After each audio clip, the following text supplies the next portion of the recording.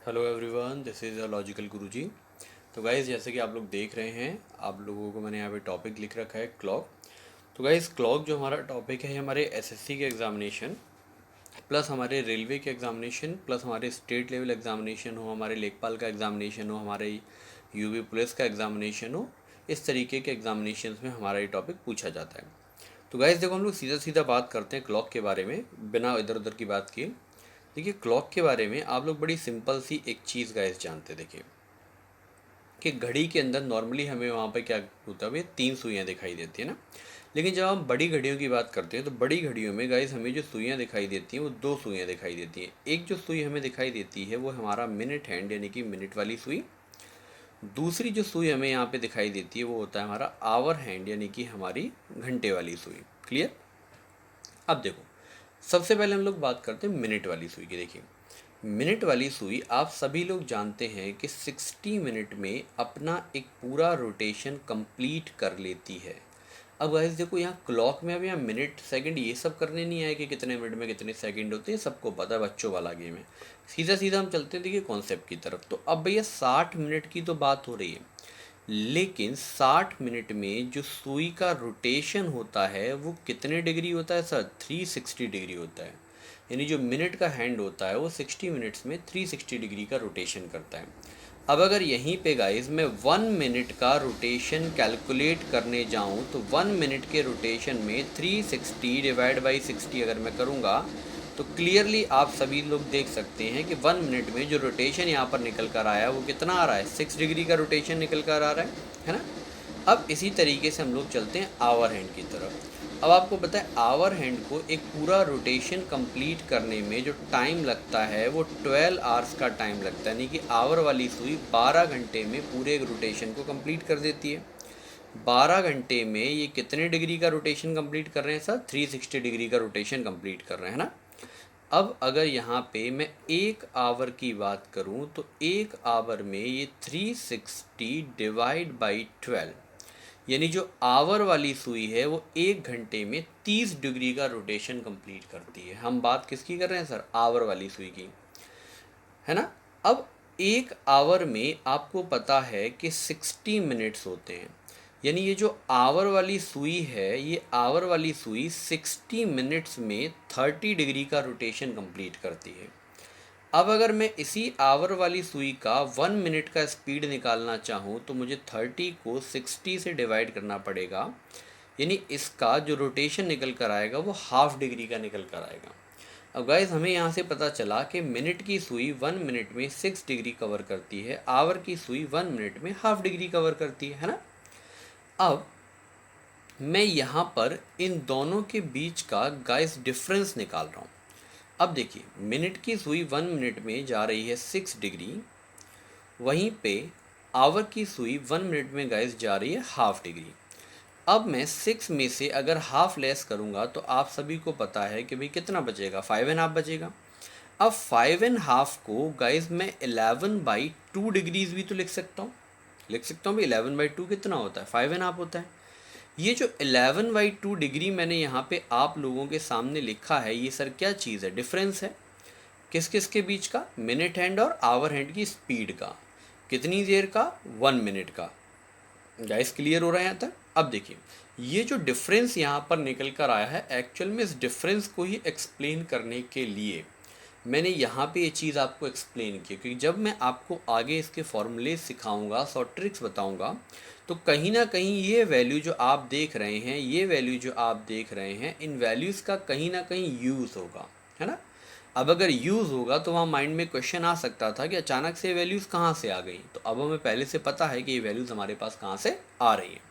तो चलिए हम लोग क्वेश्चन की तरफ चलते हैं। देखिए, हमारे पास क्वेश्चंस किस तरीके से आते हैं। देखिए, हमारे पास जो सबसे पहला जो टाइप ऑफ क्वेश्चन हमारे पास जो गाइज बनता है वो हमारे पास बनेगा टू फाइंड एंगल। देखिए, टू फाइंड एंगल। अब आप सोच रहे होंगे कि सर ऐसे ही पढ़ा रहे हैं, कोई पीपीटीज वगैरह नहीं। तो गाइस मैं आपको बिल्कुल उसी तरीके से डिलीवर कर रहा हूँ जिस तरीके से हम क्लासेस के अंदर पढ़ाते हैं, ताकि आपको ऑनलाइन क्लास या ऑफलाइन क्लास के बीच में कोई डिफरेंस नज़र ना आए। देखिए गाइस, सबसे पहला हमारा यहाँ पे टाइप आया टू फाइंड एंगल। अब टू फाइंड एंगल में क्या होता है, आपको कोई भी एक टाइमिंग दे दिया गया होता है। जैसे फॉर एग्जांपल मैंने एक टाइमिंग लिया 7:20 यानी 7:20। तो अब एग्जामिनर आपसे ये जो क्वेश्चन है वो कुछ इस तरीके से पूछेगा कि what is the angle between hands of a clock at 7:20। अब गाइज यहाँ ए एम पी एम का कोई चक्कर नहीं है। अब आप कहोगे सर 7:20 AM या PM कोई इशू नहीं है। क्यों नहीं है? क्योंकि हम यहाँ पर जो घड़ी डिस्कस कर रहे हैं वो सर आपकी एनालॉग क्लॉक है। एनालॉग क्लॉक कौन सी? सुइयों वाली घड़ी है गाइज। कौन सी है? सुइयों वाली घड़ी है। और एनालॉग क्लॉक जो होती है उसमें टाइम हमेशा 12 चलता है। तो AM PM का वहाँ कोई चक्कर हमारे लिए नहीं पड़ने वाला है। क्लियर हो रही बात? देखिए अब अगर हम यहाँ पे देखें तो अब हमें क्वेश्चन को सॉल्व कैसे करना है। क्या हम यहाँ पे घड़ी ड्रॉ करें, है ना, क्या क्लॉक बनाएं? नहीं, हमें सीधा सीधा चलना है। सीधा सीधा कैसे चलना है? देखिए आपको यहाँ पे क्या चीज़ फाइंड आउट करनी है, आपको यहाँ पे गाइस डिग्री निकालनी है। तो डिग्री निकालने के लिए आप सीधा सिंपल एक फॉर्मूला लिखिए, 60 multiply hour difference 11 multiply minute and whole divided by 2। Guys ये जो साइन है डिफरेंस का साइन है, यानी हमें इन दोनों के बीच का केवल डिफरेंस चाहिए, पॉजिटिव या नेगेटिव से कोई मतलब नहीं है। अब देखिए गाइज 60 मल्टीप्लाई आर। अब देखिए 7:20 में आर क्या है? 7 है, तो यहाँ 7 आ जाएगा गाइज। 11 मल्टीप्लाई मिनट, अब यहाँ 7:20 में मिनट कितने सर? 20, यहाँ 20 आ जाएगा डिवाइड बाई 2। अब अगर आप 60 का 7 से मल्टीप्लाई करते हैं तो गाइज ये 420 बनेगा और ये आपका 220 बनेगा और ये डिवाइड बाई 2 करेंगे, है ना। तो जैसे आप डिवाइड बाई 2 करेंगे यहाँ पे, तो हमें तो इन दोनों के बीच का डिफरेंस चाहिए। तो इन दोनों के बीच का डिफरेंस कितना आएगा गाइज? 200 डिवाइड बाई 2 किया और ये जो 100 डिग्री निकल कर आए यही हमारा आंसर है। अब आप कहेंगे सर ऐसे तो कैलकुलेशन ज़्यादा हो रही है, चलो तो कैलकुलेशन को और छोटा कर देते हैं। कैसे छोटा कर देते हैं भैया? देखो हमारे पास टाइम था 7:20। कितना था सर? 7:20। अब हमें सिंपल सा एक काम करना है, ये 11 है और ये 60 है, तो इसको कुछ ऐसे लिख लीजिए, 11 60 लिख लिया। अब आप इनका सिंपली क्रॉस मल्टीप्लाई करो, तो भाई 7 का 60 से अगर आप मल्टीप्लाई करोगे तो 420 आएगा, 11 का 20 से करोगे तो सर 220 आएगा। इन दोनों के बीच का अगर मैं डिफरेंस निकालूंगा तो कितना आएगा गाइस? 200, और उसका मैं यहाँ पे क्या कर रहा था? हाफ। तो जैसे ही आप 200 का हाफ करेंगे आपके पास आंसर निकल कर आ गया आपका कितना? 100 डिग्री। यानी आप अपने क्वेश्चन को इस तरीके से भी सॉल्व कर सकते हैं। अब गाइज मैंने आपको इस तरीके से क्यों बताया? क्योंकि एग्ज़ाम में रहती है भैया बहुत ज़्यादा हड़बड़ी, है ना, जल्दी जल्दी पड़ती सबको। अगर जल्दी जल्दी में कहीं क्रॉस मल्टीप्लाई करने में गड़बड़ी कर दी तो गड़बड़ हो सकती है, इसीलिए हम गलती का कोई चांस नहीं लेंगे। हम इसी तरीके से क्वेश्चन को करेंगे। और ये जो कैलकुलेशन है मैंने अभी आपको एक्सप्लेन करने के लिए डिटेल में लिखी है। बाकी आप सभी को पता है कि भैया ओरल कैलकुलेशन करनी होती है, ज़्यादा डिटेल में लिखने की रिक्वायरमेंट नहीं है। अब गाइज यहाँ पे एक क्वेश्चन बनता है कि यहाँ 100 डिग्री आंसर निकल कर आया, लेकिन कहीं गलती से ऐसा हुआ कि ये मेरा निकाला हुआ आंसर ऑप्शन में मिला ही नहीं। आपने तुरंत कहा हमारे सर जी बहुत ख़राब हैं। तो ये देखो, अगर ऐसा कभी हो तो आप इस गरीब आदमी को कोसने की कोशिश ना करें, है ना। आप सिंपल सी चीज़ समझिएगा। ये मैंने आपके सामने एक एंगल बनाया है। अब मैं आप लोगों से पूछता हूँ ये कितने डिग्री का एंगल है। तो अब आप सभी ऑफिसर लोग क्या कह रहे हैं कि भाई ये 90 डिग्री का एंगल है। कोई इशू नहीं सर, आप लोग सही कह रहे हो भाई, आप लोग माय लॉर्ड हो। लेकिन भाई इस गरीब आदमी का कहना है कि सर अगर दूसरे नज़रिए से, मेरे नज़रिए से देखा जाए तो ये एंगल सर 270 डिग्री का भी है। यानी सर हर एंगल का एक रिफ्लेक्स एंगल होता है। अगर आपको 100 डिग्री आंसर में ना मिले तो तुरंत अपने आंसर को आप 360 डिग्री में से माइनस कर लीजिए। सर कितना आ रहा है हमारे पास? 260 डिग्री। ये आपका दूसरा आंसर तुरंत क्या हो गया सर? तैयार हो गया। अब यहाँ पे एक कन्फ्यूज़न और बन गया। कुछ लोग कहेंगे अरे सर अब तो अगर ऐसा हुआ कि कहीं 100 डिग्री और 260 डिग्री दोनों ही ऑप्शन में आ गए तो क्या करेंगे, है ना। अब भाई गड़बड़ हो सकती है, भाई एग्जामिनर कुछ भी कर सकता है। तो हमें टेंशन लेने की ज़रूरत नहीं है। आपके लॉजिकल गुरुजी बैठे टेंशन लेने के लिए। देखिए सिंपल सी एक चीज़ समझिए, अगर ऐसा है तो आप क्वेश्चन की बस लैंग्वेज पर ध्यान दीजिए। देखिए पहले इस लैंग्वेज को पढ़ते हैं, what is the angle between the hands of a clock at 7:20। Normal question लिखा है, बिल्कुल सिंपल क्वेश्चन लिखा है। जो आपका सॉल्व करके आंसर आया है सर वही आपका आंसर है। यानी अगर ये क्वेश्चन इस समय यहाँ लिखा है तो क्या आंसर होगा सर? 100 डिग्री। अगर इसी क्वेश्चन को मैं हल्का सा चेंज करूँ, व्हाट इज द, एक वर्ड जोड़ देता हूँ इसमें, रिफ्लेक्स एंगल। यानी ये जो 260 वाला जो आप निकाल रहे हैं सर, ये कौन सा एंगल है? ये रिफ्लेक्स एंगल है। अगर रिफ्लेक्स एंगल लिखा हुआ है तो हम आंसर सर वहाँ फिर कौन सा लगाएंगे? 260 डिग्री लगाएंगे। आई होप आप सभी को समझ में आया होगा। चलिए एक एग्जांपल लेकर और समझा देते हैं यहीं पे फटाफट से। अब देखिए, बिल्कुल छोटी सी जगह हमारे सामने है, हम इसके अंदर कैलकुलेशन कर लेंगे। हमें एक टाइम दिया गया है कि भाई 4:05 पे कितने डिग्री का एंगल बनेगा। तो गाइस बड़ी सिंपल सी बात है, आपको पता है 60 का आवर से मल्टीप्लाई करना है। तो जैसे ही 60 का 4 से मल्टीप्लाई करेंगे सर कितना निकल कर आ जाएगा? 240। सर 11 का मिनट से मल्टीप्लाई करना है, 11 का 5 से मल्टीप्लाई करेंगे सर जल्दी से कितना निकल कर आ जाएगा सर? 55 निकल कर आ जाएगा सर। अब सिंपल सी चीज़ है, हमें इन दोनों के बीच का क्या चाहिए सर? डिफरेंस चाहिए।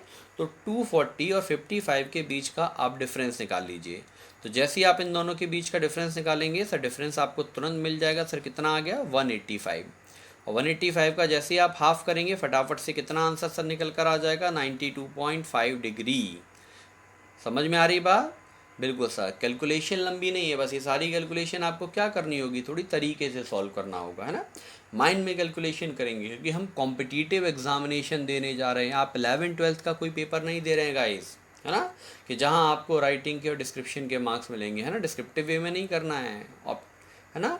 ऑप्शनल पेपर है, बस अपना आंसर आना चाहिए, जय माता दी कैसे भी आए। चलिए गाइस, तो ये समझ में आ रहा है। तो एक और क्वेश्चन ले लेते हैं इसी में। देखिए एक क्वेश्चन मैंने यहाँ पर ले लिया है कि 6:10 पर कितने डिग्री का एंगल बनेगा। तो सिंपल सी गाइस, आप लोगों को पता है कि भैया 60 का जैसे ही आप 6 से मल्टीप्लाई करोगे तो क्या बन जाएगा? 360। और इसी तरीके से 11 का 10 से मल्टीप्लाई करोगे तो क्या बन जाएगा? 110 बन जाएगा। दोनों के बीच का डिफरेंस निकालो गाइस, 250।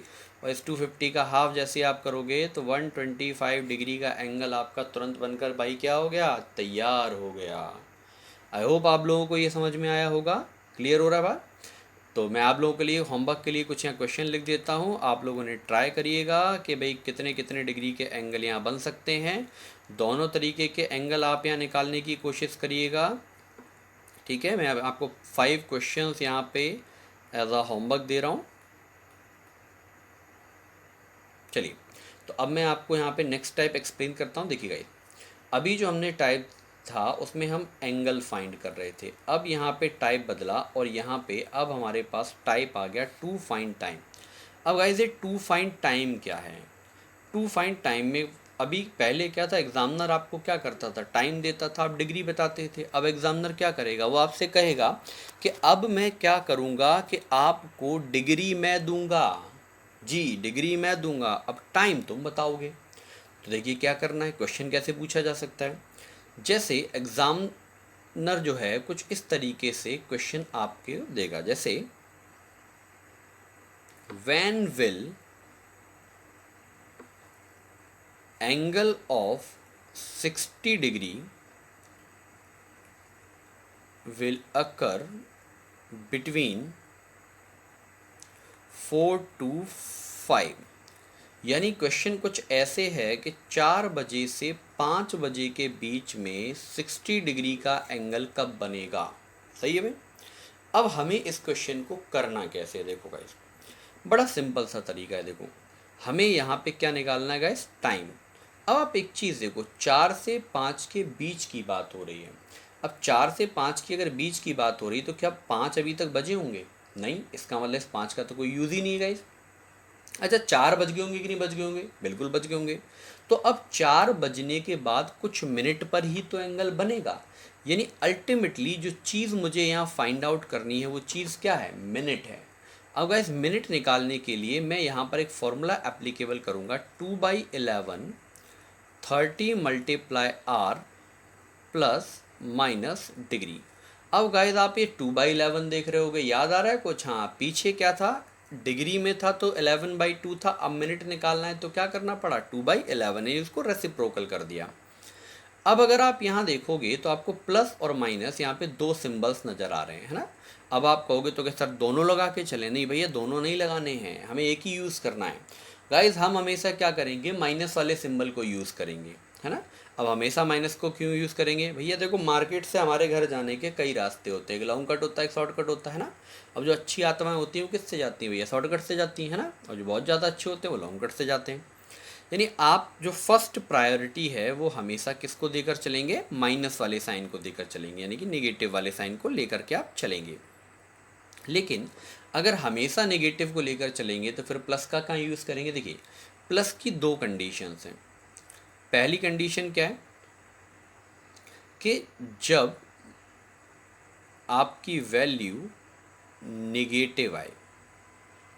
अब वैल्यू नेगेटिव आए का मीनिंग क्या हुआ, यानी इस वाले अमाउंट में से जब आप इसको माइनस कर रहे हैं तो ओवरऑल जो डिफरेंस है वो नेगेटिव निकल कर आ रहा है। तो नेगेटिव तो नहीं आना चाहिए क्योंकि टाइम नेगेटिव तो होगा नहीं, इसका मतलब ये माइनस की जगह प्लस यूज़ करना पड़ेगा। सेकंड कंडीशन क्या है, when answer is not in the option, यानी कि जब आपका माइनस से निकाला हुआ आंसर आपको ऑप्शंस में ना मिले, है ना, तो वहाँ पर क्या करना पड़ेगा, आपको माइनस की जगह प्लस का यूज़ करना पड़ेगा। यहाँ तक गैस समझ में आ रहा है। देखिए एक एग्जांपल से आपको, यहाँ एग्जांपल पहले से दिया हुआ है, क्लियर कर लेते हैं। देखिए कैसे सॉल्व करना है। देखिए 2/11 है, 30 का मल्टीप्लाई, अब आर में आप 5 तो रख ही नहीं सकते भाई, वो तो बना ही नहीं है, तो 5 तो कोई मतलब ही नहीं अपने पास। सीधा सीधा यहाँ पे 4 आ गया, इसके बाद में माइनस लगाया हमने क्योंकि पहली प्रायोरिटी हमेशा माइनस है, तो 60। अब देखिए 30 का 4 से मल्टीप्लाई करेंगे, आपको भी पता है 120 आएगा, 120 में से 60 माइनस करेंगे, आपको भी पता है कि 60 बचेगा। अब देखिए ये 2/11 है, अब यहाँ कोई सिंबल नहीं है तो मैथ के रूल के अकॉर्डिंग यहाँ क्या आएगा, मल्टीप्लिकेशन। और गाइज इस पूरे को सॉल्व करने पे कितना बचा, 60 बचा। तो अब आपको देखना है क्या 11 से 60 कैंसिल हो पा रहा है, नहीं हो रहा, तो आप चुपचाप से 60 का 2 से मल्टीप्लाई करिए गाइज, 120/11 आ गया, है ना। अब आपको इसे ऐसे ही नहीं छोड़ना है या आपको इसे डेसिमल में नहीं बदलना है, आपको इसको मिक्स्ड फ्रैक्शन में कन्वर्ट करना है। यानी जो आपके ऑप्शंस होते हैं वो हमेशा मिक्स फ्रैक्शन में होते हैं। तो अब आपको क्या करना है, यहाँ 120 को डिवाइड कर लेना है 11 से। मतलब मैं आपको समझा रहा हूँ कि मिक्स फ्रैक्शन कैसे बनाते हैं, हालांकि बनाना सभी को आता होगा, फिर भी एक बार एक्सप्लेन कर देता हूँ। तो 11 1 11 आ जाएगा फटाफट से, यहाँ पे 1 बचेगा, ऊपर से 0, डिवाइड ब्रोकन का 0। तो गाइज यानी कि हमारे पास यहाँ पे 10 कंप्लीट 10/11 यहाँ पे इसका मिक्स फ्रैक्शन निकल कर आया है। अब इसका आंसर क्या होगा गाइज, तो 4 to 5 था, यानी कि 4 कंप्लीट 10 कंप्लीट 10/11, यानी 4:10 सही 10/11, ये हमारा क्या हो जाएगा, आंसर हो जाएगा। अगर गाइज ये वाला आंसर मुझे ऑप्शन में नहीं मिलता तो मैं यहाँ माइनस की जगह पे तुरंत क्या कर देता, प्लस कर देता। समझ रहे बात को, बिल्कुल। एक और एग्जांपल ले लेते हैं गाइस इसी पर। देखिए जैसे फॉर एग्जांपल एक आपको दिया हुआ है कि 7 to 8 के बीच में 100 डिग्री का एंगल कब बनेगा। तो सिंपल सी चीज़ है गाइस, आपको पता है कि 2/11 करते हैं 30 मल्टीप्लाई आवर, तो आवर की जगह कितना आएगा, 7 आने वाला है गाइस, है ना। और माइनस कितना डिग्री करना है, 100 डिग्री करना है गाइस, है ना। तो अब आप देखिए 30 का 7 से अगर आप मल्टीप्लाई करेंगे तो आपका ये 210 आ गया, 210 में से आपने क्या किया, 100 माइनस किया, तो कितना बचेगा सर, 110 बचेगा। तो इस 2/11 से आप 110 का मल्टीप्लाई करोगे तो 10 टाइम्स कट जाएगा, तो 10 2 जगह 20 यहाँ पर निकल कर आ रहा है, यानी कि 720 हमारा क्या हो जाएगा, आंसर हो जाएगा। क्लियर हो रही बात। देखिए आई होप आप लोगों को समझ में आ रहा होगा। देखो चलिए इसी तरीके का एक ट्रिकी क्वेश्चन ले लेते हैं गाइस। एक क्वेश्चन आपको यहाँ पे दिया गया है कि 4:30 to 5 के बीच में 60 डिग्री का एंगल कब बनेगा। अब गाइज यहाँ टाइम है 4:30 to 5, 4:30 से 5। अब गाइज 4:30 से 5 अगर टाइम है तो अब क्या करें, अब आप क्या करेंगे, 4.5 रख लें क्या, नहीं। देखो गाइज फॉर्मूला वही है, 2/11, 30 का मल्टीप्लाई आवर से, आवर में आप 4:30 नहीं लिखेंगे, समझ रहे हैं। 4:30 भी एक्चुअल में क्या है, 4 और 5 के बिटवीन का ही टाइम है, तो हम यहाँ आर की जगह 4 लिखेंगे माइनस कितना करेंगे 60 करेंगे। अब 30 का 4 से मल्टीप्लाई 120, 120 में से आप 60 माइनस करोगे कितना बचेगा 60। तो 2/11 का मल्टीप्लाई 60 से करोगे तो 120/11 आएगा। अभी अभी मैंने पीछे निकाला था 10 कंप्लीट 10/11। अब गाइज आप एक चीज़ देखिए, ये 10 मिनट यानी कि अराउंड लगभग 11 मिनट के आसपास है। यानी अगर आप इसको सॉल्व कर देख रहे हो तो ये 4:10 यानी 4:11 के आसपास का टाइम है। गाइस मुझसे पूछा कितने से कितने है, 4:30 से 5।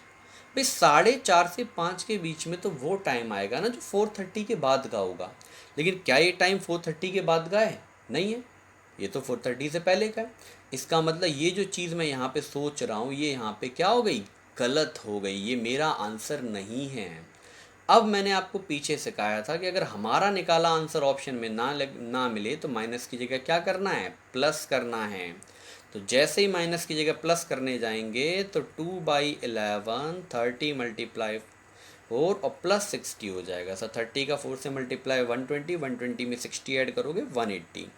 तो 2/11 का मल्टीप्लाई 180 से करोगे तो 360/11। अब 360/11 को अगर आप सॉल्व करोगे तो आपका 11 3 जा 33 और यहाँ पे 3 बचा, फिर 11 2 जा 20 यानी कि 32 कंप्लीट 8/11 ये टाइमिंग निकल कर आएगी। यानी एक्चुअल आपकी टाइमिंग आएगी 4 कंप्लीट 32 8/11। अब ये जो 4:32 से 8/11 है गाइस, ये 4:30 और 5 के बीच का टाइम है कि नहीं है ना? तो यही चीज़ हमें यहाँ पर क्या करनी है गाइस, याद रखनी है। होप आप लोगों को कॉन्सेप्ट यहाँ तक क्लियर हुआ होगा। हम आगे पार्ट 2 के अंदर इसी टॉपिक को कंटिन्यू करेंगे गाइस, हमारे साथ जुड़े रहिएगा। Thank you so much. It was a logical Guruji. जय हिंद, जय भारत।